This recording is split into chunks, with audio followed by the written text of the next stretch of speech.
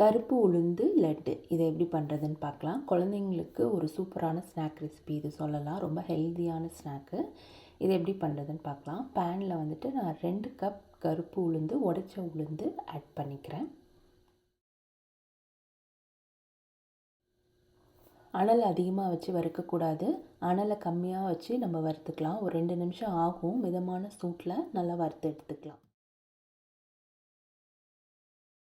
உளுந்தோடைய colour மாறிட்டு உளுந்து வாசம் வரும். அந்த ஸ்டேஜில் எடுத்துடலாம். அந்த அளவு வறுபட்டால் நமக்கு போதும். இப்போது உளுந்தோட கலர் நல்லா மாறி வந்திருக்கு. இந்த ஸ்டேஜில் நம்ம எடுத்துடலாம். நான் இன்னொரு பிளேட்டில் மாற்றி வச்சிடுறேன்.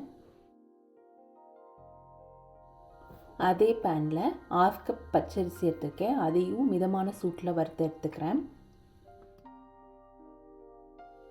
2 கப் உடைச்ச கருப்பு உளுந்துக்கு 1/2 கப் பச்சரிசி ஆட் பண்ணி நான் பண்ணுறேன்.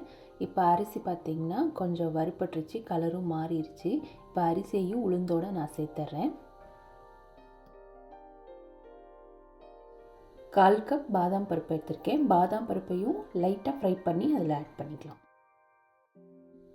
இப்போது மிக்ஸி ஜாரில் வறுத்து வச்சுருக்க எல்லா பொருளையும் ஆட் பண்ணிக்கலாம். அது கூட 2 கப் வெல்லம் ஆட் பண்ணியிருக்கேன். கொஞ்சமாக ஏலக்காய், இது எல்லாத்தையுமே சேர்த்து பவுட்ரு பண்ணி நம்ம எடுத்துக்கலாம்.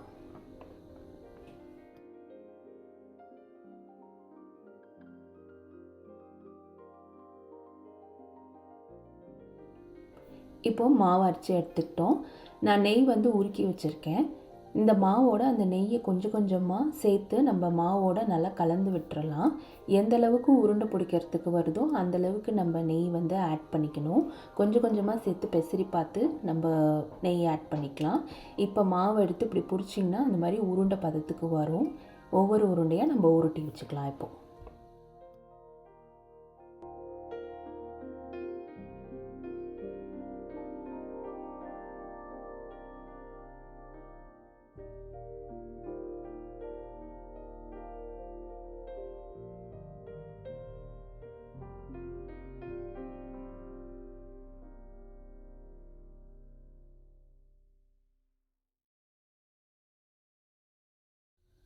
இந்த லட்டுவை கண்டிப்பாக ட்ரை பண்ணி பாருங்கள். ரொம்பவே நல்லாயிருக்கும். இந்த வீடியோ பிடிச்சிருந்தா லைக் பண்ணுங்கள், சப்ஸ்கிரைப் பண்ணுங்கள்.